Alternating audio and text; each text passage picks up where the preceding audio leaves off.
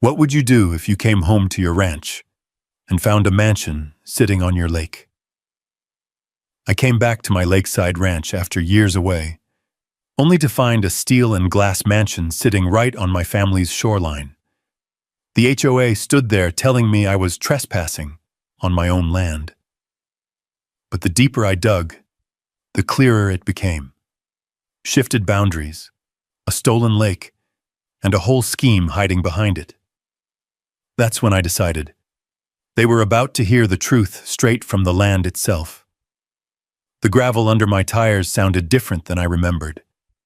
The road leading into my family's ranch had always been rough, washed out by spring melt, rutted by cattle trucks, softened by years of rain rolling off the Wyoming hills. But this time was, as I eased my old pickup around the curve overlooking the lake, the sound didn't match the memory. It wasn't the loose, familiar crunch of stone under rubber. It was harder, flatter, almost paved. And then I saw why. The land opened up, and the first thing that hit me wasn't the sky or the long stretch of water, but a shape that didn't belong. A massive glass and steel mansion rose from the eastern bank of the lake, my lake, angles catching the morning sun like a blade. It sat exactly where the shoreline curved gently inward, the place where, when I was a kid, the water lapped against open meadow slow enough for deer to drink without flinching. Now there was concrete poured right up to the edge of the water. For a long moment, I just sat in the truck with my hands resting on the steering wheel. This place had always been untouched, a quiet corner of the world my uncle called God's pocket. The lake lay still in the cool morning air, its surface reflecting the peaks to the west, the same way it had for generations. But the mansion carved into that reflection like a wound, an intrusion so loud it seemed to hum in the stillness. I stepped out of the truck. The air smelled the same, pine, cold water, dust from the road. But the view was wrong, too sharp, too polished, too claimed. A wooden post stood in the dirt where the old property sign used to be. My family's sign had been simple: Coal Ranch, private land. It had hung there since before I could walk. Now a new sign gleamed with laser-etched lettering: Lake Ridge Estates, private community HOA. Managed, my jaw tightened. I hadn't given permission for this sign. I sure as hell hadn't approved any community. Nobody but my uncle and I had ever had the right to grant anything on this land. For years after his stroke, I'd been working out of state, consulting on water systems and dam repairs from Montana to Nevada. I'd sent money home, visited when I could, and after he passed, I kept paying taxes and upkeep even while living mostly on the road. The ranch was supposed to be preserved the way he taught me: quiet, protected, untouched. Yet here it was, touched in the worst possible way. I walked toward the lake, boots sinking slightly into soil that should have felt familiar. But even the ground had changed. Tire tracks from heavy machinery were pressed deep into the earth, dried into ridges like scars. I crouched to run my hand across one, too wide for ranch trucks. These were from construction crews. The mansion loomed across the water, 3 stories, maybe 4, depending on how the slope beneath it was used. Giant windows, a cantilevered deck jutting out over the shoreline like a ship's bow. And below it, I noticed something that made my stomach twist even tighter. A concrete pier extending into the water, complete with cleats and a small floating dock. A marina. On my lake. I closed my eyes for a long breath, trying to steady the heat climbing up my spine. Uncle Ray had spent his whole life protecting this lake. He taught me how runoff flowed through its limestone bed, how the water level could rise 2 inches after a single night of hard rain, how the trout followed the shadows near the western shelf in summer. He loved this place with a stubbornness that bordered on holy. And now someone had poured concrete right where he used to push his old wooden boat into the water. A breeze rolled across the lake, scattering ripples toward me. For a moment, The ranch almost felt like itself again. The distant call of a hawk, the whispering rush of pines behind me. Then I looked back at the mansion, and the feeling vanished. I walked farther down the path until I reached the new gate. Not a ranch gate. Those are rough timber, carved by weather and work. This one was polished steel framed by stacked stone columns. It had a keypad, security cameras, and a freshly graveled pullout beside it. Right in the center of the gate hung a laminated notice in bold print. Access restricted Lake Ridge Estates, HOA trespassers will be prosecuted. My hands curled into fists before I realized it. Trespassers. On land that had been in my family for nearly a century. I stepped closer, the wind brushing against the paper. It was pristine, not weather-worn. New. Someone had planted this sign with perfect confidence, as if they truly believed they had the authority to shut me out. I tried the latch, not to enter, but to test the build. Solid, heavy, professionally installed. Whoever did this wasn't guessing. They weren't mistaken. They weren't uncertain. They were certain enough to stake a claim. On my soil, my shoreline, my lake. I looked at the mansion again. Sunlight hit one of the windows, flaring like a burn in my vision. For the first time since driving onto the property, the shock turned into something heavier, more settled, a kind of sinking certainty. Someone had crossed the line, and they crossed it boldly. The wind shifted, carrying the faint smell of concrete dust across the water. The same direction where the excavators must have dug, where graders smoothed the road, where trucks hauled materials day and night. None of it should have happened. Not without permits from the real landowner. Not without my signature. But clearly, someone had given them permission, or someone had forged something close enough to look legal. I exhaled slowly, trying to steady the churn in my chest. The sun climbed higher, catching on the lake and breaking into small, dancing shards of white. It should have been beautiful. It used to be. But the weight of what stood across the water smothered everything. The quiet, the history, the way the land used to breathe on its own. I glanced back at the new sign one more time. HOA managed. An HOA. Here. On a ranch that had never, not once, belonged to anyone but the Cole family. My heartbeat thudded in my ears. I moved closer to the gate, reading the lettering again, forcing myself to look at it until the disbelief burned off and only resolve remained. This wasn't an accident. This wasn't a misunderstanding. This wasn't a simple dispute. Someone had taken something that didn't belong to them, and the mansion standing on my shoreline was their loudest confession. The breeze lifted the corners of the laminated notice, tapping it lightly against the metal bar. Who gave them permission to build any of this? I stared through the gate at the road leading deeper into the so-called community, then back at the mansion dominating the shore. Whoever it was, they were about to learn exactly whose land they were standing on. A gust of cold Wyoming air swept down from the ridgeline, carrying dust that stung my eyes. I brushed it off my sleeve and took a cautious step toward the gate. Steel bars, smooth and thick, caught the late morning light in a way that felt almost smug. There were cameras mounted above, their lenses glinting like they were waiting for me to make a wrong move. I didn't touch the keypad. I only leaned in close enough to study the make. Top of the line, weather-sealed, wired deep underground. Someone had spent real money on this. The kind of money you only spend when you believe the ground beneath it is yours. Behind the gate, I heard footsteps, quick, crisp, and purposeful. A shadow moved inside the guard booth. Then a uniformed man stepped out, hand resting on his hip like he'd practiced the motion in a mirror. He wasn't sheriff's department, not even county security. HOA security, blue polo, badge-shaped logo, radio clipped to a belt that looked too new. "Sir," he called, voice firm but not hostile. This is private HOA property. Can I help you with something?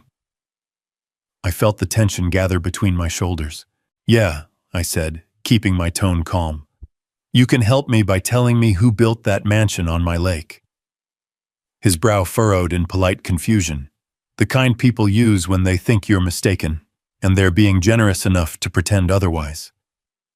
Sir, Lake Ridge Estates is private property owned by the HOA and its residents. If you're interested in touring the development, you'll need to schedule an appointment with management. His voice softened slightly. But you can't be standing here. This is restricted access. I almost laughed. It wasn't anger yet, just sheer disbelief rising like heat off the ground. Restricted? I asked. I own this lake, this ranch, this shoreline. My family's deed goes back almost 100 years. The guard shifted, not aggressively, more like he was preparing for a difficult customer. Sir, I'll ask you once more to leave. If you don't, I'll have to call the HOA president. Good, I said. Do that. He hesitated, then lifted his radio. A moment later, a black SUV rolled up behind the gate. Polished paint, chrome trim, tires too clean for ranch country. The gate slid open with a hydraulic hum, just wide enough for the SUV to glide through, and then she stepped out. Bethany Reed, mid-50s, tailored navy blazer despite the dust, blonde hair tied back in a tight knot that didn't move even when the wind pushed at it. She looked at me like she'd been expecting someone important, but got me instead. Can I help you? She asked, each word crisp as snapped twigs. Yeah, I said, leveling my gaze at her. You can tell me why you built a mansion on my land. Her smile was automatic, polished, practiced. I think you're confused. This land belongs to the Lake Ridge Estates HOA, not to whoever you are. Name's Remy Cole, I said. My family's owned this ranch since 1932. That lake belongs to me. That shoreline belongs to me. And that mansion is sitting exactly where my uncle's fishing trail used to be. Bethany's smile thinned, but she didn't break. Mr. Cole, the HOA purchased this parcel several years ago through county-approved processes. We have full survey documentation and permits to prove it. If you believe there's some misunderstanding, you're welcome to contact our legal department. You built a development on my land, I repeated, letting the wind carry the words between us. There is no misunderstanding. For a moment, something flickered in her eyes. Not fear, not guilt, but irritation. The kind people feel when you inconvenience their day. Sir, she said, slipping into a tone meant to sound patient but dripping condescension. I understand that old ranch properties often have confusing boundaries. But our survey is current, modern, legal. If your documents are outdated, that's a matter you should resolve privately. This community cannot be disrupted by unfounded claims. Unfounded. She said it so casually it almost didn't land. But then it did, hard and clean. My deed is not outdated, I said slowly. My uncle kept our records meticulously. Water rights, boundary surveys, everything. Nothing has changed. Her smile brightened, not friendly, but victorious. Well, she said, it has now. Behind her, the guard straightened. The mansion glimmered in the sun, like it was listening to every word. Bethany continued, This area is no longer part of your ranch. The HOA ensured the lake and surrounding land were properly integrated into community property years ago. We've improved access, built amenities, and created value. You're welcome to join the community, of course, but you cannot simply wander onto private land and claim ownership. Heat prickled across my back. Bethany, I didn't wander onto anything. I drove onto the ranch my family owns. I have never sold an acre of it. She lifted one eyebrow, studying me like she was deciding whether I was a threat or an inconvenience. Mr. Cole, she said softly, trespassing is a serious matter. I don't want to escalate this, so I'm giving you one final warning. Leave this property immediately. I stared at her for a long moment. The wind carried the scent of lake water and pine between us. I could hear distant hammering from somewhere behind the mansion, construction still in full swing. This woman truly believed she had the right to order me off my own land. Not just believed it, expected it. I looked at the gate, then the sign, then back at her. You've built on the wrong side of the line, I murmured. Bethany crossed her arms, posture stiff. The only lines that matter, she said, are the ones recognized by the HOA. Then she nodded at the guard. Escort him out. He stepped toward me, careful, not aggressive. This wasn't his fight, and he knew it. But he was doing his job. I took a step back, not because they told me to, but because I suddenly understood something important. They weren't hiding what they'd done. They weren't unsure. They weren't nervous. They thought they were untouchable. I turned toward my truck while Bethany watched like a hawk perched on a branch, confident the world below belonged to her. Over my shoulder, I said, You'll want to keep your schedule open, Bethany. You're about to have a very busy few weeks. Her voice followed me, hard as winter. Mr. Cole, if you return here again without permission, we will involve law enforcement. I paused, one hand on the truck door. Good, I said quietly. Make sure you do. Her confusion lasted only a second before she regained her polished calm. I climbed into the truck, the engine rumbling beneath me like an old friend waking up. As I pulled away, I glanced in the mirror. Bethany was still there at the gate, arms folded, the mansion rising behind her like a trophy she'd already claimed. But the thing about trophies is simple. You only get to keep them if they were yours to begin with. And that mansion wasn't. Not by law, not by deed, not by any stretch of truth. She just didn't know yet what I had in that old ranch house waiting for me. The documents, the history, and the evidence that would unravel everything she thought she controlled. And she would. Soon. The road back to the main house cut through a narrow stretch of pines, their needles whispering above me like they were sharing secrets in a language older than the state itself. The sun filtered through the branches, breaking into scattered patches of gold on the hood of my truck. Every bend I turned felt sharper than I remembered, as if the land itself tensed under the weight of what I'd just seen. By the time the ranch house came into view, my heart had steadied, but my jaw was still tight. The place stood exactly as it always had. Weathered logs darkened by decades of wind and sun, a stone chimney leaning just slightly to one side, the old porch sagging at the corner. Uncle Ray never managed to get around to fixing. It looked tired but familiar, like a loyal dog waiting on a step. I parked beside the leaning fence that kept the cattle from wandering into the yard. Dust trailed off behind me and settled in the quiet. The silence felt different here, thicker, heavier, like the house already knew why I'd come back. Inside, the air smelled faintly of cedar, old books, and the lingering hint of my uncle's pipe tobacco, the scent that always meant home to me. Dust motes drifted through the light streaming in from the small window over the sink. Nothing had changed.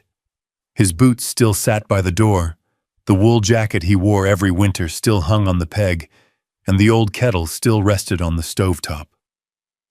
I shut the door behind me and stood there a moment, letting the house settle around me, letting the weight of the day find its place. Then I went to the bedroom. The safe was tucked inside the closet, half hidden behind boxes of winter blankets. The metal had dulled over the years, but the combination lock was still smooth under my fingers. My uncle had drilled the code into me when I was 16. Land don't protect itself, Remy, he'd said, and paper is as sharp as barbed wire if you know how to use it. Back then, I didn't understand what he meant, Today, I understood exactly. I spun the dial, listening for the small clicks that matched the numbers burned into my memory. The lock gave a soft, metallic groan and swung open. Inside were the things he told me to guard with my life. The original deed, creased at the folds, yellowed at the edges, but still crisp enough to read the ink. I lifted it carefully, the thick paper cool between my fingers. My grandfather's name was still bold across the title. Cole Family Ranch, 900 acres, including associated lake and waterways. Beside it were rolled survey maps from the 1950s, boundary descriptions typed by state clerks who probably never left their desks, old mineral rights claims, water usage logs for the dam upstream, and a folder thick with correspondence dating back to the 1970s. My uncle's handwriting was everywhere. Notes in the margins, small arrows pointing to landmarks, dates and signatures from every official he'd dealt with. This wasn't disorganized nostalgia. This was a lifetime of protection. I spread the documents across the bed, the mattress sagging slightly under the weight of history. As I read, the shape of the land unfolded through his notes, the natural boundaries, the ridges he fought to keep undeveloped, the agreements with neighboring ranchers, the water easement for the dam that ensured the lake stayed ours. But then, tucked behind the older papers, I found something newer. A survey stamped less than 2 years ago, not from a company I recognized, not ordered by Uncle Ray. My chest tightened. This new survey had a clean layout, modern GPS coordinates, and, most importantly, a subtle but unmistakable shift in the eastern property line. Not much on paper, but enough. Enough to carve out shoreline. Enough to justify the mansion. Enough to let an HOA pretend the land was theirs. I held the newer survey up to the original. The difference wasn't subtle anymore. Not when held side by side. The modern lines cut into the family boundary like a scalpel, slicing off about 15 acres of prime lakefront and pushing it into what they labeled as Community Parcel B. My throat tightened. Uncle Ray hadn't signed anything. There were no documents showing a sale, no recorded transfer, no correspondence implying consent. The new survey had simply appeared, stamped by the county recorder's office, probably slipped in under the guise of routine updates. A cold, steady anger spread in my chest, different from the heat I'd felt earlier. This wasn't outrage. This wasn't disbelief. This was calculation. The kind of cold clarity you get when someone tries to take something precious and thinks you won't notice. I dug deeper into the safe. More letters. Most addressed to my uncle from various county offices. At first, routine filings, tax notices, agricultural forms, water reports. Then, a year and a half ago, a letter stamped Survey Department requesting confirmation of boundary markers on the eastern edge. A follow-up sent a month later after receiving no response. Then another notice marked urgent. And finally, an envelope returned to sender. Unopened. Addressed to my uncle. Postmarked 2 months before he died. I sank onto the edge of the bed. The letters spread around me like fallen leaves. Uncle Ray had been sick then. Heart issues, failing eyesight. He wouldn't have ignored these intentionally. He would have fought back if he'd known what they were trying to do. He'd told me to protect the land because he feared exactly this. I closed my eyes and let the weight of that responsibility settle on my shoulders. Outside, the wind rattled the windows, the sound distant yet grounding. Somewhere far down the slope, the lake shimmered, unaware of the battle forming around it. When I opened my eyes, the sun had shifted, casting long shadows across the papers. And in that light, the path forward seemed painfully clear. Someone had redrawn my family's boundaries. Someone had pushed papers through the county as if the owner no longer mattered. Someone had taken advantage of an old man's silence. And now they were parading around in a mansion built on the theft. I gathered every document into a stack. Deed, original surveys, water rights, the outdated but correct boundary maps, and that fraudulent survey I'd never seen until today. As I placed them back into the safe, only temporarily, I caught my reflection in the old mirror hanging on the wall, dust on my jeans, lines of tension around my eyes, a man who looked like he'd been away too long. I whispered to the empty room, "I'm home now, Uncle Ray." Then I closed the safe, spun the dial until it locked, and stood. Bethany Reed thought the land was hers. She thought a stamped survey was enough to rewrite history. She thought a gate and a threat could scare off a rancher. She hadn't counted on the documents in this safe, or the man who now carried them. She would learn soon enough. The late afternoon sun was already drifting toward the western ridge when I stepped back outside, the folder of copied documents tucked under my arm. The air had cooled, that crisp Wyoming kind of cool that smells like dust, pine, and meltwater rolling down from the higher peaks. I paused on the porch and took in the silence. Deep, steady, familiar. It should have comforted me. Instead, it felt like the land was holding its breath. I locked the door behind me and headed down toward the lake. There was no reason to delay. I needed to see the boundary myself, the real one, not the fiction someone had stamped and filed without my knowledge. The original markers were stone slabs set by my grandfather with a county surveyor in 1952, solid things buried knee-deep and braced against decades of weather. They'd held through storms, floods, droughts. They wouldn't have moved on their own. If they no longer lined up, someone had moved the truth. A narrow game trail wound down from the ridge into the eastern meadow. The grass brushed against my jeans as I pushed through, dry stalks whispering like they were warning me I wouldn't like what I found. I passed through a patch of aspen, white bark catching the sunlight in silver flashes, and stepped onto ground that sloped gently toward the lake. From here, the mansion was visible through the trees, its glass walls throwing back the sky in bright, blinding shards. I could hear distant machinery, a generator, maybe a concrete mixer, humming faintly like a mosquito that wouldn't leave you alone. But that wasn't what I came down here for. The first original marker should have been close. I slowed my pace, moving carefully along the rise, scanning the earth for the familiar shape. My uncle had shown it to me 100 times growing up. "These stones," he'd say, patting the rough granite edge, "are the backbone of everything we protect." It took a few minutes, but I finally spotted it, a chunk of weathered stone half buried near the base of an old pine. Moss had crept along its edges, and needles blanketed the soil around it. But the iron rod driven through its center was unmistakable.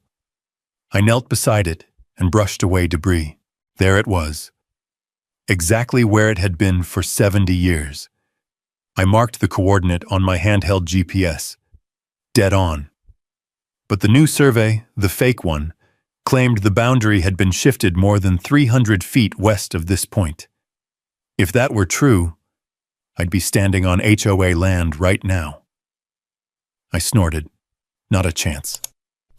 I rose and moved east, stepping through tall grass, using the GPS to guide me toward the position where the fraudulent marker shouldn't be. It didn't take long to find it. Bright orange plastic stood out like a slap of spray paint against the natural colors of the field. The stake was thin, flimsy, with a metallic tag stamped with the name of a surveying company I didn't recognize. Frontier Geo Solutions, Denver, CO. The date on the tag made my stomach tighten. Barely a year old. I crouched beside it. No moss, no weathering, not even a lean. It had been placed recently, and poorly. Someone who thought no one would check, or who didn't care if they did. I tugged gently. The stake wobbled in loose soil. A real marker is driven deep, anchored, aligned precisely with reference points, solid enough to outlive the person who installed it. This thing could have been planted by anyone with a mallet and a map drawn by a liar. I checked the GPS. This marker was far west of where it should have been. Not meters, hundreds of feet. That shift alone gave the HOA exactly the slice of lakefront they'd claimed. It wasn't sloppy. It wasn't an accident. It was deliberate.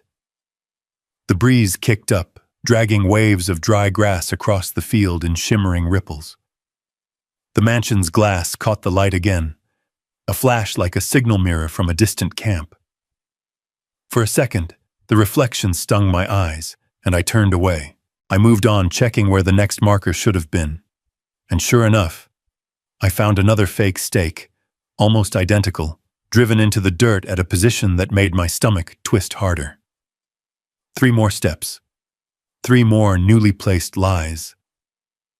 When I finally found the second original marker, another weathered stone slab, half swallowed by time, it was nowhere near the plastic stake that supposedly replaced it. I wiped the dirt from its surface with the edge of my sleeve. The iron rod was still solid. The stone unmoved. GPS confirmed it. The original line hadn't shifted an inch in 70 years. My family's land was still where it had always been. It was the HOA, the builder, or whoever ordered the fraudulent survey, who'd moved the lines on paper and hoped nobody would notice the truth written in stone. I straightened, the folder of documents tucked under my arm, my hand still dusted from old granite and new plastic. The contrast felt symbolic, one built to last a lifetime, the other to survive long enough to fool a county clerk. Far down the meadow, engines rumbled, heavy machinery, probably laying more sidewalk or driving posts for a fence that didn't belong here.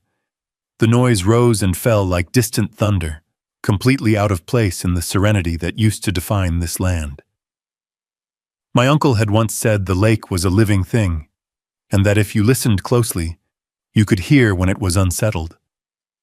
Standing there with the breeze shifting and the hum of machines cutting into the quiet, I felt that truth deep in my bones.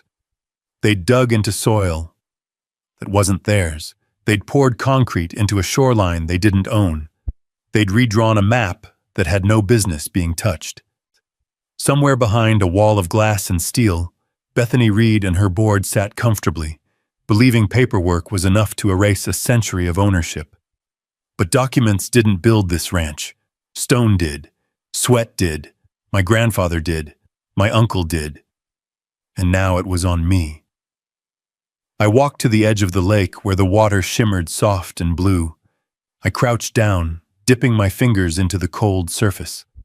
The reflection of the mansion rippled outward in broken, shifting lines, exactly how their case would soon look. A hawk cried from the ridge, its voice sharp and echoing across the valley. The sound followed me as I rose and turned back toward the ranch house. The wind carried the scent of dust and pine again, mingling with something new. The scent of freshly cut lumber drifting from the direction of the HOA construction zone. It fueled me. I'd seen what I needed to see. Original markers standing where they always had. Fake ones planted by eager hands with guilty intentions. A boundary moved on paper, not earth. And a mansion sitting like a crown atop stolen land. As I walked back up the trail, the folder hugged tight to my chest. A single thought settled into me. Quiet, steady, immovable. They thought this land was theirs. But the truth was older, stronger, and carved into the very ground they built on. And the truth was about to surface. By the time I reached the ranch house again, a heavy stillness had settled over the valley. Twilight in Wyoming has a way of making everything feel sharper. The shadows longer, the air thinner, the sounds clearer. I stood on the porch for a moment, the wooden boards creaking under my weight as the fading light washed the sky in dusty gold. Inside the house, the quiet felt deeper than before. It wasn't emptiness. It was focus. The kind that comes right before you decide what to do next. I spread the documents out across the kitchen table. Just the copies this time. The originals stayed locked in the safe. Deeds, water rights, boundary maps that went back generations. And that fraudulent survey, the one someone hoped no one would ever compare to the real thing. A cold certainty settled in my chest. If the HOA believed I'd storm through their gates with anger and noise, they didn't know me at all. Noise gets you nowhere in a place like this. Silence gets you everything.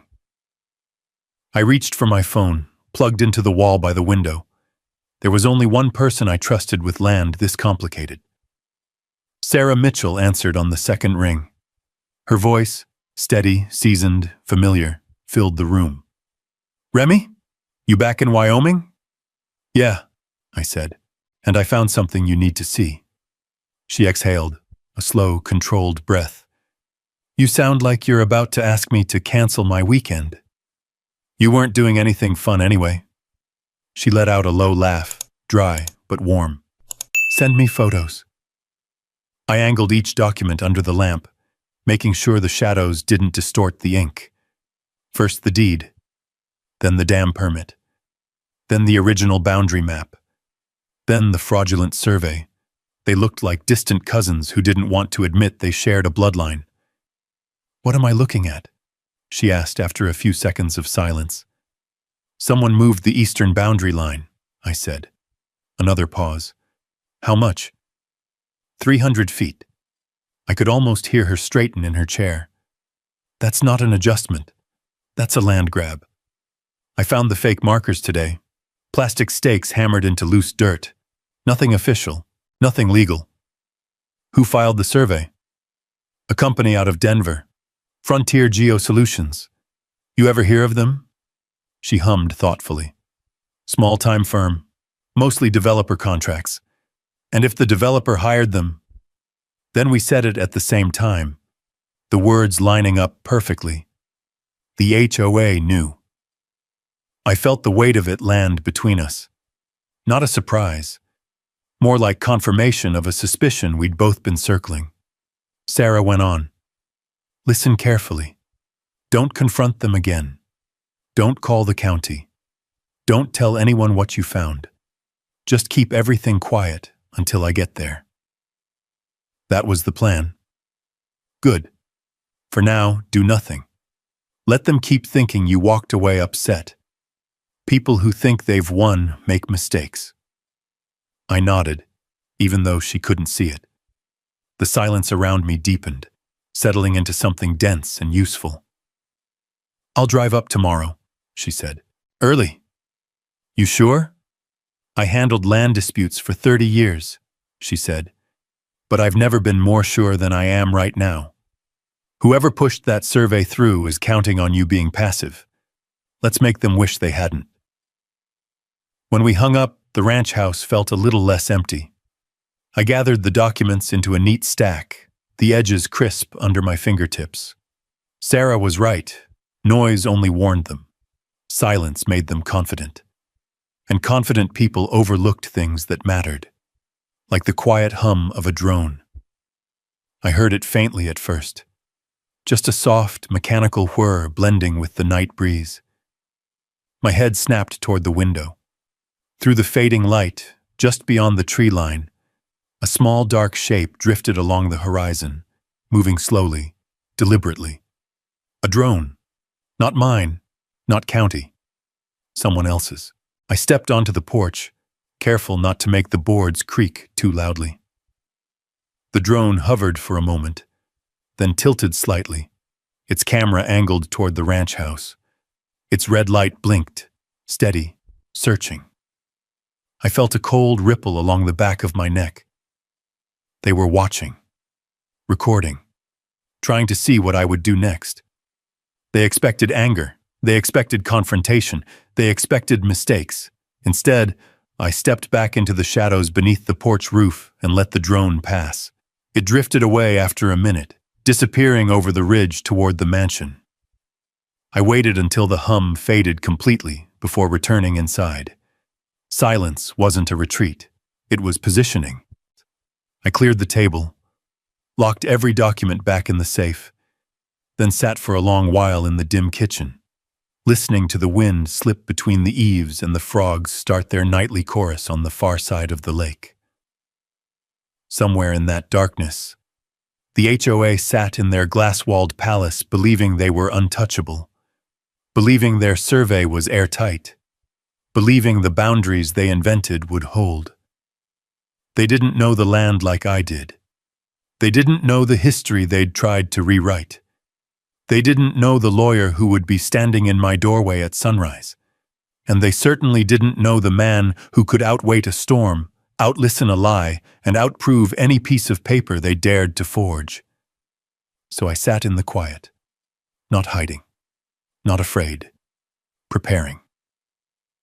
The night deepened. The air cooled. The land steadied itself, and so did I. By dawn, a thin layer of frost had settled across the ranch yard, turning the dry grass brittle and pale.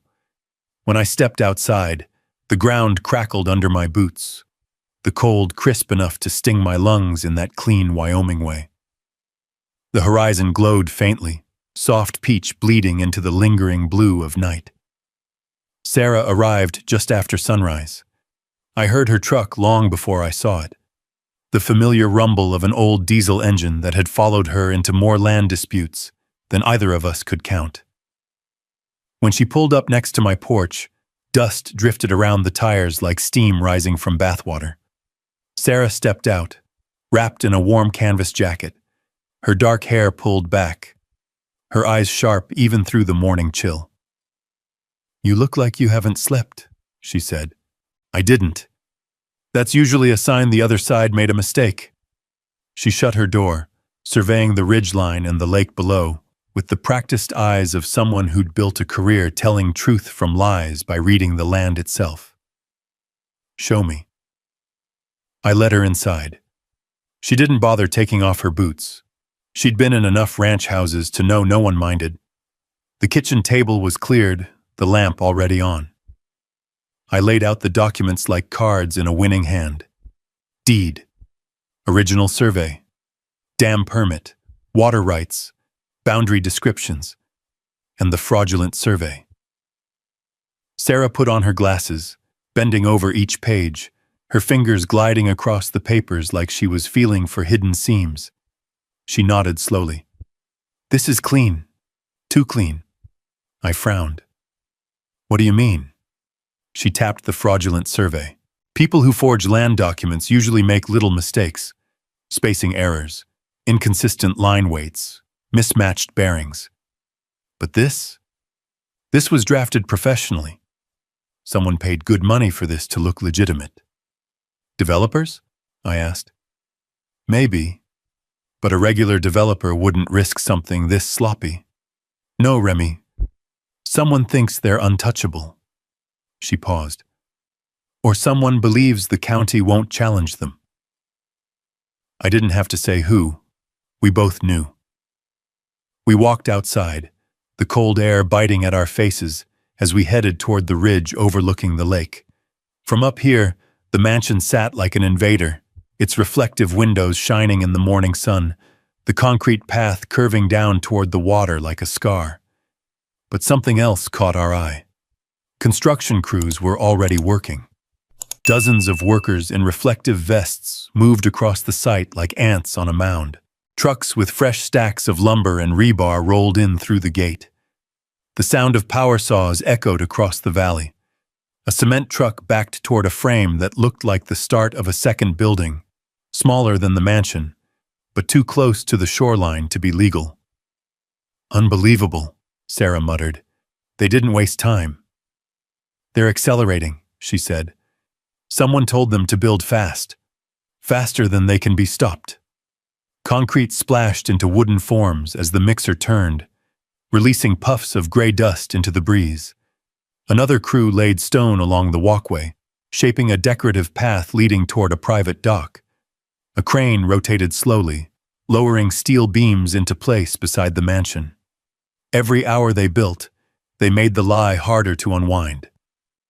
Sarah crossed her arms, staring hard at the development. "They're trying to establish presence. The more they build, the more they'll argue it's too late to undo." "It's not too late," I said.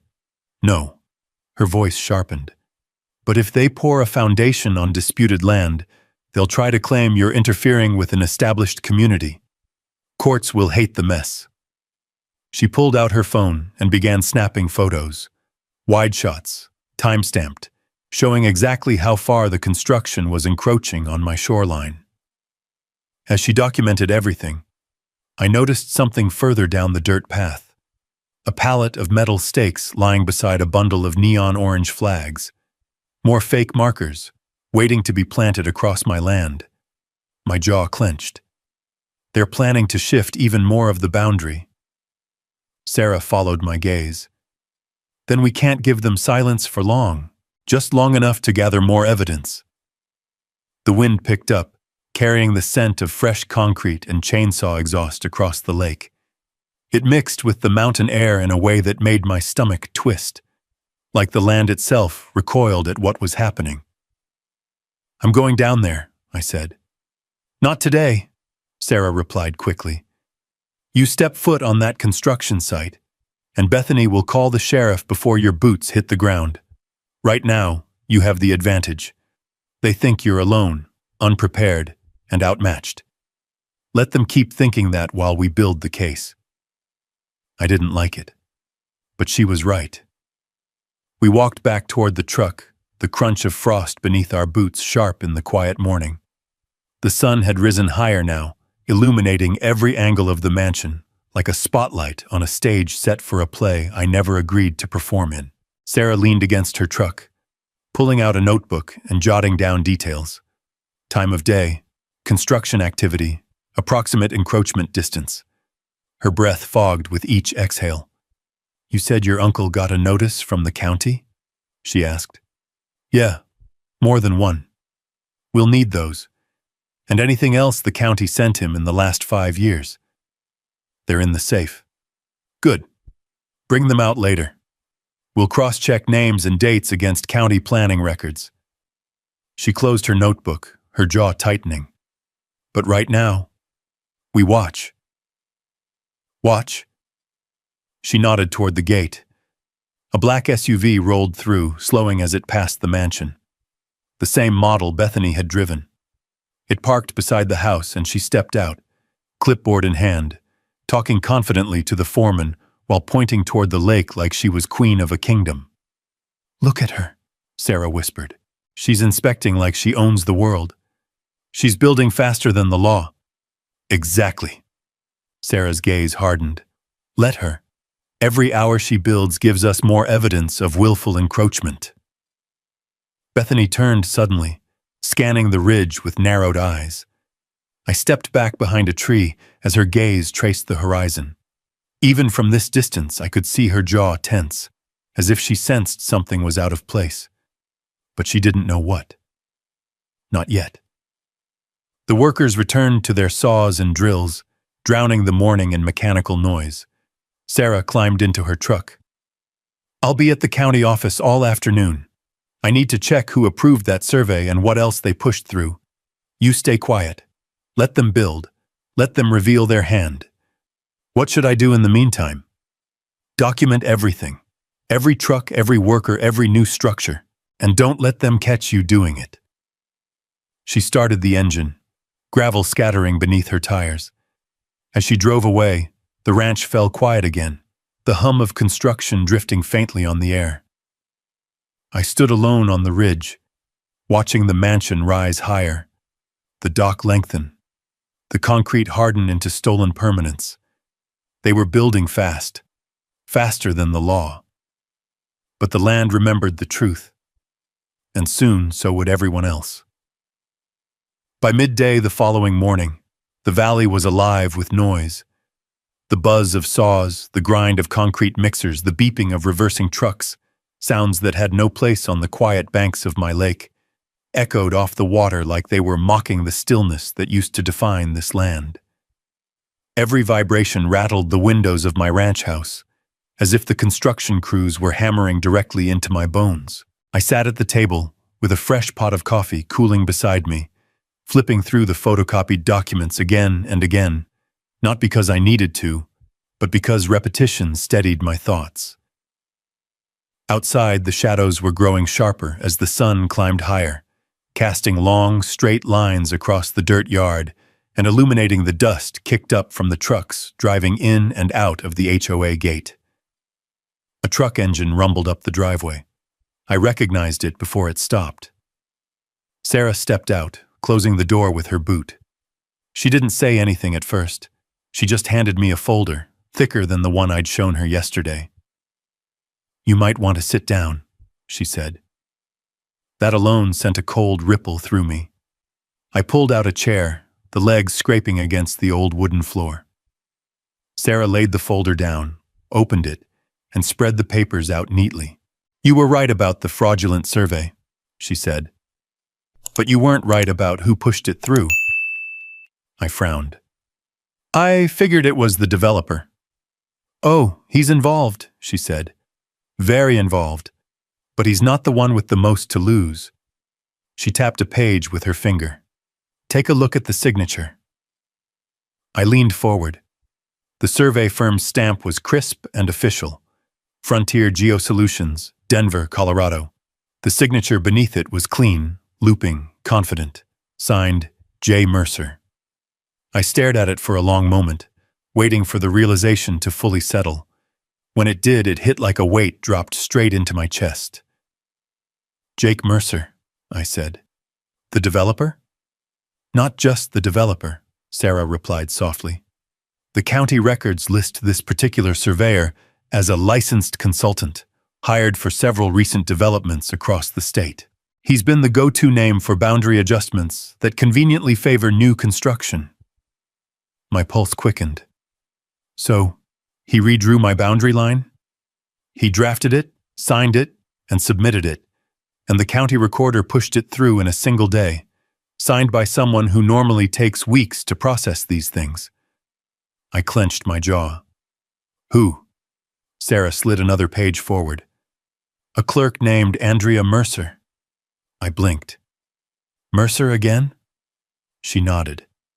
"Sister." A heat rose in my chest. Not the explosive kind, but the kind that tightens slowly until your breath feels too shallow. "And you said the surveyor was Jake's," I started. "Brother," she confirmed. "The developer's younger brother. The man building your shoreline hired his own brother to redraw the boundaries, then had his sister approve it." I sat back, the chair groaning under my weight. A family operation. "A family operation using an HOA as a shield," Sarah said. "Bethany is the public face, but the Mercers? They're the engine behind this." I stared out the window. Across the valley, I could see the mansion rising higher. Workers were framing a second-story deck with thick beams, each thud of their hammers echoing down into the valley. Another crew was assembling the dock, driving metal spikes deep into the lakebed. I felt the land recoil. I felt my uncle's voice in the past, warning me about people who saw nature as profit instead of heritage. And I felt the anger rising, not hot and chaotic, but cold and deliberate. Sarah slid one more sheet toward me, an email printout she'd somehow obtained from county archives. "Read this," she said. The email was short, but not short enough to hide its intent. "Project must move quickly.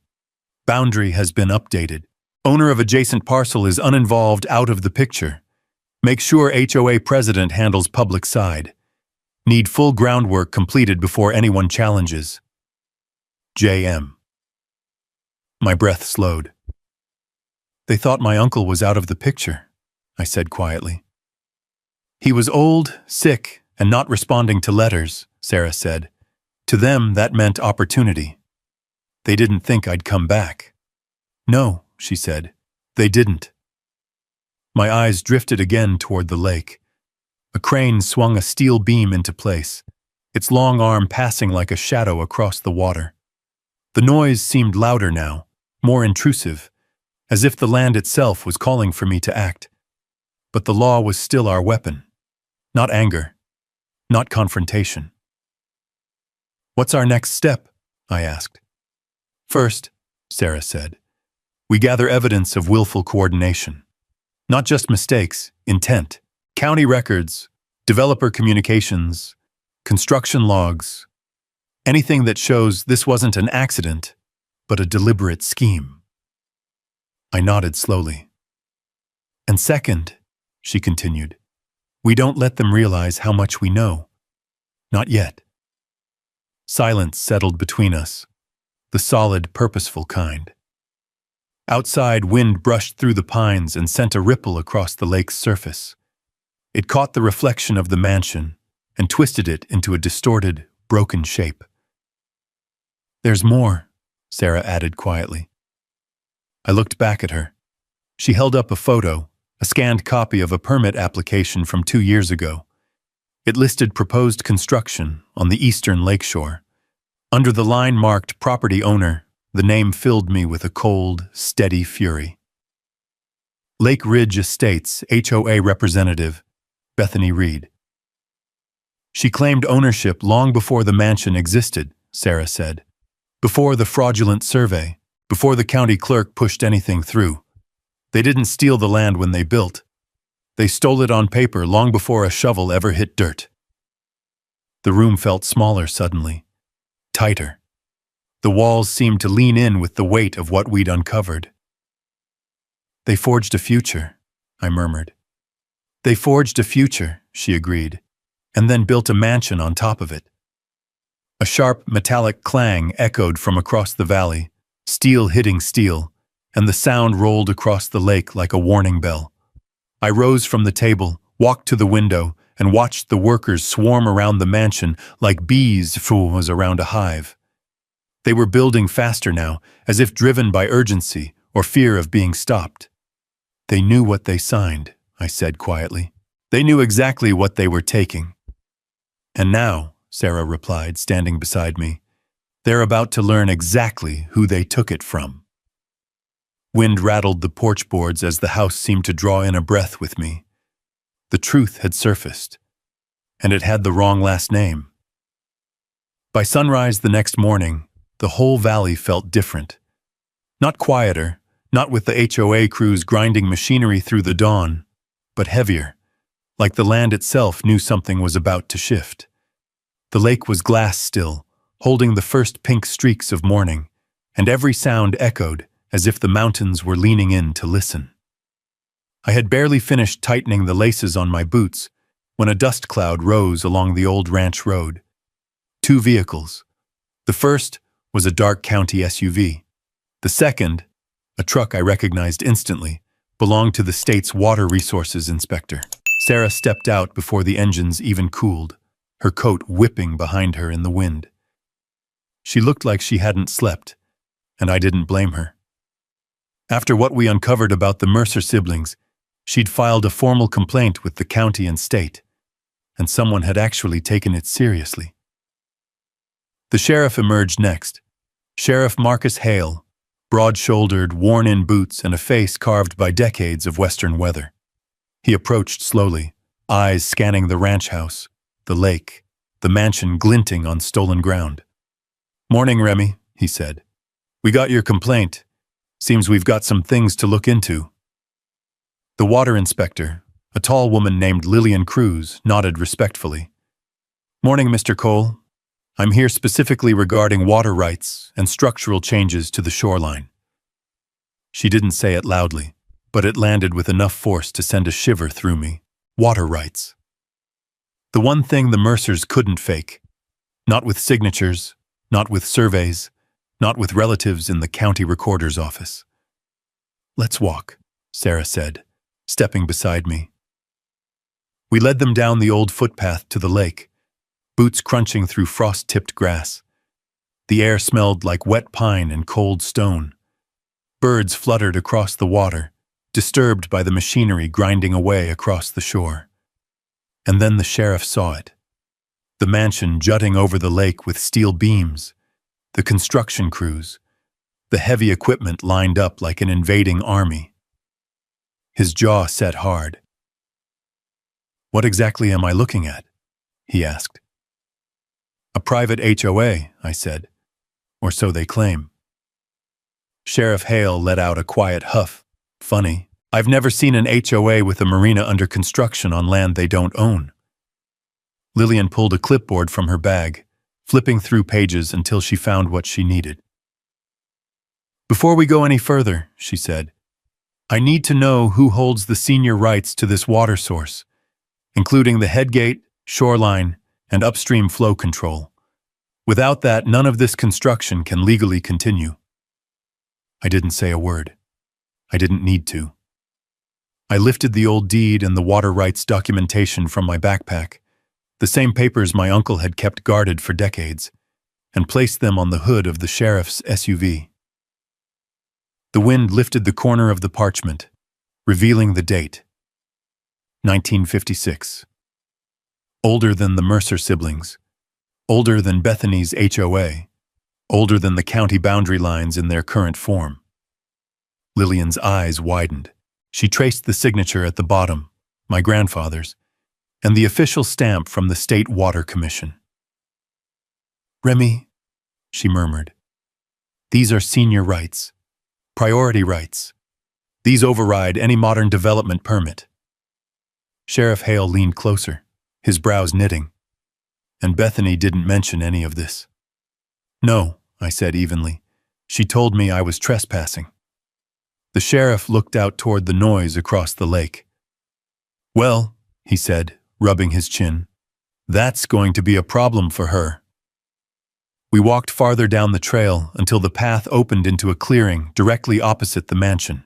Crews were already working on the new marina, driving metal supports straight into the lake bed, sending ripples across the surface. Every strike of the hydraulic hammer felt like an insult. Lillian raised a pair of binoculars, her jaw tightening. "That is an unpermitted shoreline alteration," she said.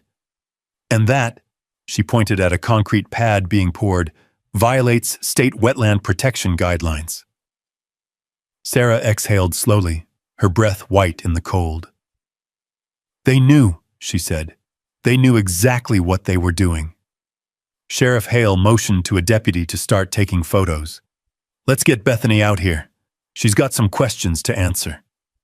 He radioed a request, and 15 minutes later, through the dust of the newly paved road, the HOA's black SUV rolled toward us. It pulled up, polished and pristine, out of place against the rugged ranch land. Bethany stepped out with her usual veneer of confidence. Hair perfect, blazer crisp, smile thin and practiced. The sheriff didn't approach her. He just crossed his arms. "Mrs. Reed," he said, "you mind telling me who authorized this development?" Bethany didn't blink. "The HOA board," she said. "And the county. We have full rights to this community." "Do you?" Lillian asked, stepping forward. "Because from where I'm standing, it looks like you've altered a protected shoreline without obtaining permission from the state." Bethany's smile faltered. "We have the necessary permits." "Do you have the water rights?" Lillian asked. Bethany hesitated. That was all it took. I didn't step forward dramatically or wave papers in her face. I simply lifted the deed again, this time holding it steady so the morning light washed across the faded ink. "This land," I said calmly, "and this water belong to me." For the first time since I'd met her, Bethany Reed's mask cracked. Just for a fraction of a second. Her pupils tightened. Her breath caught. Then she slammed the mask back into place. "This is a misunderstanding," she said, her tone brittle. "Our surveyor established—" "Your surveyor," Sarah cut in, "is the brother of your developer, and the county clerk who approved your boundary shift is their sister." The valley fell silent, not because the machine stopped, but because nobody spoke. Even the workers paused, sensing something shift in the air. The sheriff stepped closer, his boots pressing firmly into the dirt. "Mrs. Reed," he said, "I'm issuing a temporary halt on all construction until this dispute is resolved." Bethany stiffened. "You can't do that." "Oh, I can," the sheriff said, "and I just did." The inspector scribbled notes faster than I'd ever seen someone write. "And I will be issuing a stop work order for environmental violations." Bethany's voice rose, trembling at the edges. You don't understand. There's millions invested here. You can't just shut us down. That's the thing about the law, Sheriff Hale said. It doesn't care how much money you've sunk into something you didn't own. Bethany spun toward me, furious. You think this is over? She snapped. It hasn't even started, I answered quietly. The sheriff turned to me. Remy, gather everything you have. We're going to need it. As the wind lifted across the lake, it carried with it the sound of construction grinding to a full stop, metal clattering, engines powering down, voices murmuring in confusion. The land was quiet again, not peaceful, but waiting, watching, and ready for what came next. By the time the hearing date arrived, the entire valley felt like it was holding its breath.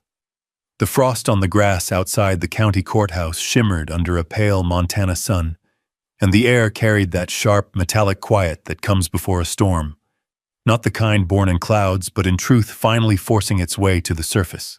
Sarah and I walked up the stone steps, each one echoing under our boots. She carried a leather binder stuffed so full it barely closed. I carried something older, my grandfather's deed wrapped in a protective sleeve that felt like armor in my hands. Inside, the courtroom was already half full. HOA residents, reporters, county officials trying to look calm. A few ranchers I recognized from neighboring properties. Sitting stiffly like this, fight was their own. Maybe it was. Bethany Reed sat at the defendant's table in a navy suit that looked expensive but couldn't hide the tightness in her jaw. Her developer, Jake Mercer, sat beside her, shifting restlessly in a pair of polished boots that had never seen real dirt.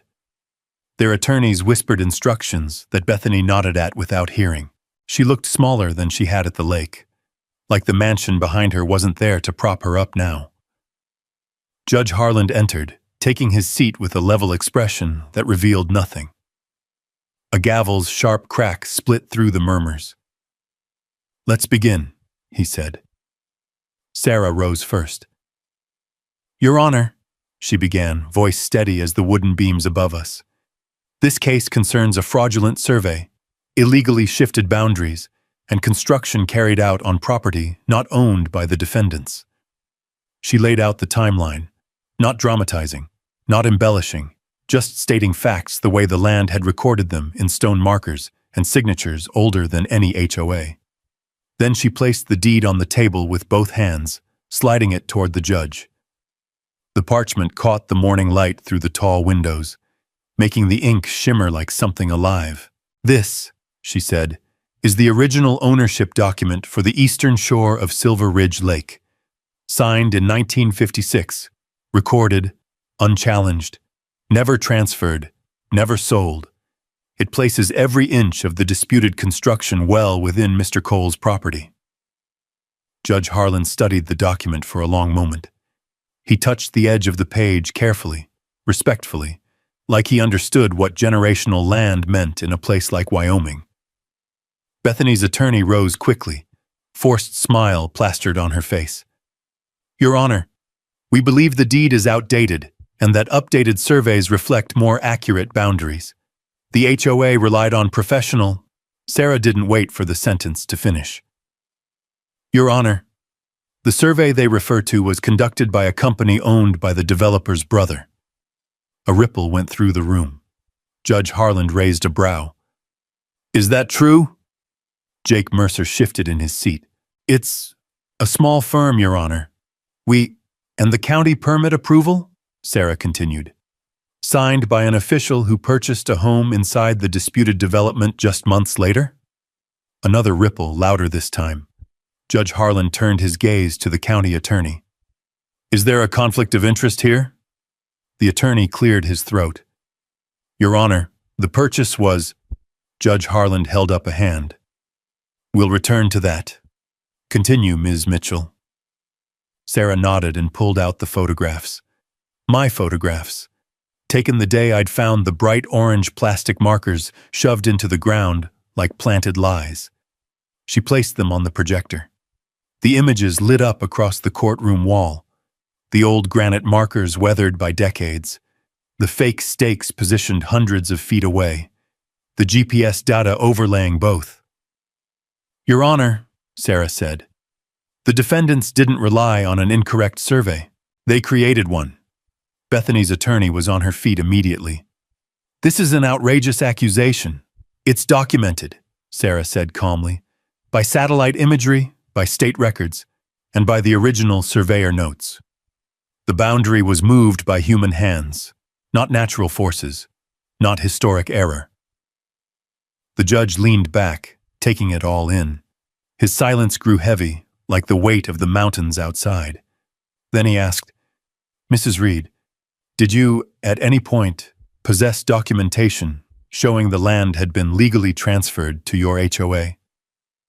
Bethany opened her mouth, closed it, then finally shook her head. "No, Your Honor.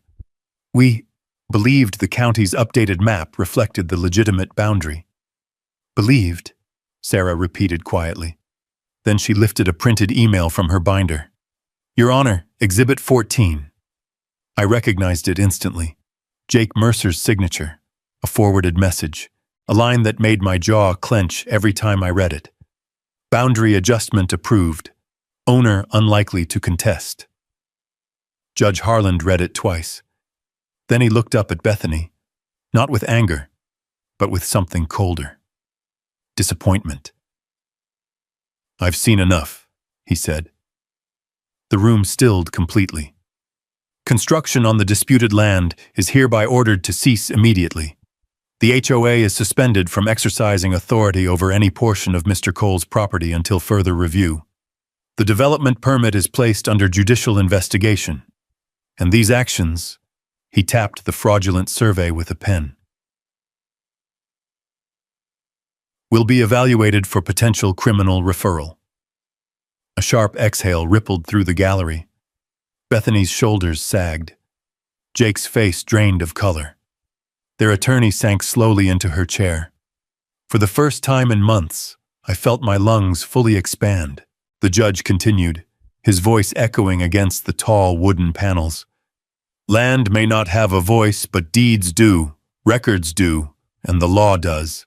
I expect full cooperation from all parties as we move toward a final ruling regarding the structures built on Mr. Cole's land." He struck the gavel once more. Case adjourned, for now. As people rose from their seats, murmurs filling the air again, Bethany looked at me, not with anger, not with hostility, with fear. She knew she had lost control of the story she tried to write. The legal storm had only begun, but the truth had finally been spoken out loud, under oath and under the roof of a courtroom that didn't bend for money or noise or entitlement. Outside, the wind carried the scent of pine and melting frost as Sarah and I stepped back onto the courthouse steps.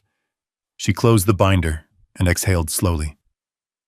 "We're not done," she said, "but this was the turning point." I looked out toward the distant mountains, the same ones my grandfather once walked, the same ones that watched over this lake long before any HOA existed. "Yeah," I murmured. "Now they know exactly what they built on." And for the first time since returning to the ranch, the land itself felt lighter, like it too had heard the judge's ruling and could finally breathe again. The sky that afternoon was the kind of Wyoming blue you only get after a storm. Clean, stretched wide, honest.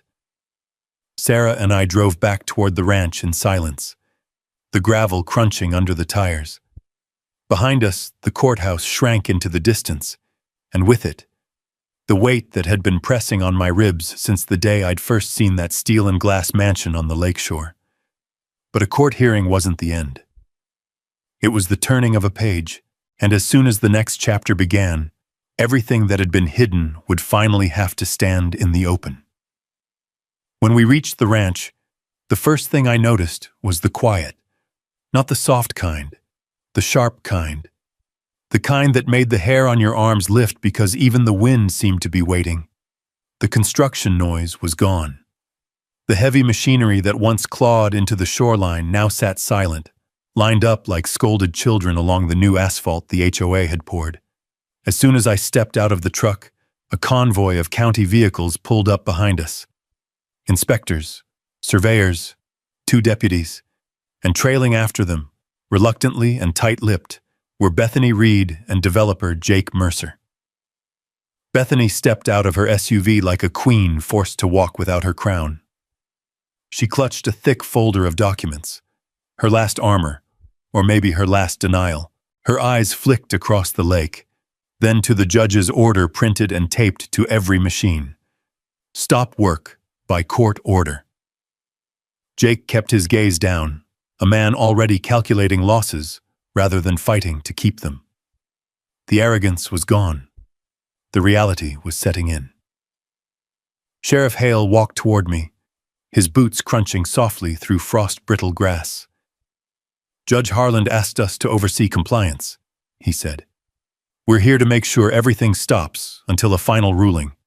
That includes all HOA authority over this section of the lake." Bethany cut in sharply. "Sheriff, this is unnecessary. We're willing to negotiate this without—" But Lillian, the state inspector, stepped between us with a calm that hit like a hammer. "Mrs. Reed, you operated an unauthorized marina, an unpermitted shoreline construction, and an HOA on land you do not own. This order isn't optional." Bethany's mouth snapped shut. The deputies began checking equipment, photographing every inch of shoreline the HOA had altered. The water shimmered behind them, pale gold, almost trembling in the cold breeze. Sarah nudged me gently. "Look." Across the lake, I saw something I hadn't expected. Residents. Dozens of them. They'd gathered near the edge of their development, faces drawn tight with confusion, fear, and something else. Recognition. The truth had finally reached them. A man in a windbreaker walked closer, stopping a few yards from the sheriff's line. "You're Remy Cole?" he asked quietly. I nodded. He swallowed, his voice unsteady. "I didn't know. None of us did. She told us it was legitimate, that the land was abandoned, that the records were complicated." His gaze drifted toward Bethany, disappointment cutting deeper than anger. Behind him, I saw others, families, retirees, people who'd sunk their savings into homes built on stolen land. They weren't the enemy. They'd been misled. Jake stood rigidly at the water's edge, staring down at the reflection of the mansion he'd built like he feared it might collapse from his gaze alone. Sarah whispered, "They're learning, Remy. One truth at a time." The county inspector approached me with a thick envelope. "Mr. Cole, this contains the court's provisional ruling. The structures on your land must either be removed or negotiated into legal standing under your ownership. The homeowners have 30 days to decide." Bethany spun toward me, panic cracking through her voice. "Removed? You can't be serious. That mansion—" I met her eyes, and for the first time, she understood that the foundation of her power, her entitlement, her certainty, her belief that the world belonged to people who demanded it, had finally crumbled. "It's my land," I said simply. "Always was." Her breath hitched. The truth wasn't loud. It didn't need to be.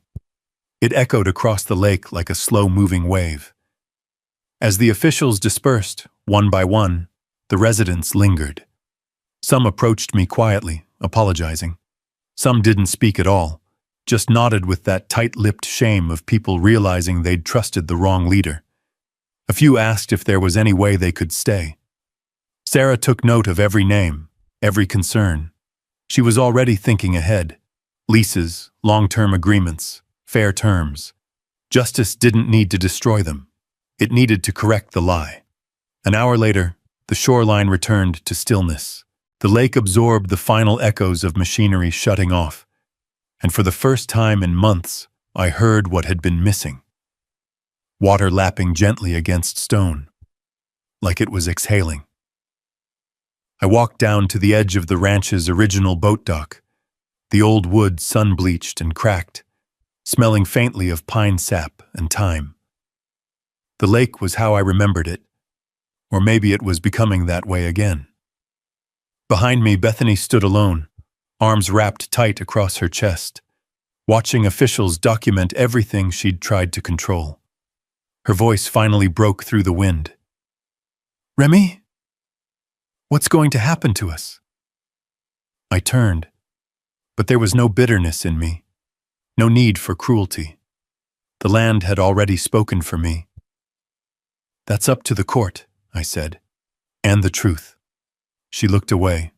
For the first time, she had no argument left. When the last county vehicle finally drove off and the sun dipped lower behind the mountains, I stood where the grass met the water, letting the cold air brush across my face. The lake stayed quiet, not just silent, restored, whole. It had weathered storms of ice and drought and time. Now it had weathered something else. Greed, entitlement, the arrogance of those who thought they could redraw its edges without consequence. As a breeze rippled across the surface, the water reflected the late afternoon light in shimmering gold, just like it had when my grandfather first walked here with nothing but a deed and a promise. A promise I'd kept. I closed my eyes, listening to the soft rhythm of the waves, and let the peace settle into me. Justice didn't roar. It whispered. It returned things to where they belonged. And as long as I stood on this land, my land, the lake would stay quiet. Sometimes justice is just one person standing their ground when nobody else will. If you've ever dealt with an HOA or had to fight for what's yours, drop a justice in the comments. And if you want more stories about land, courage, and folks who don't back down, feel free to subscribe and stick around.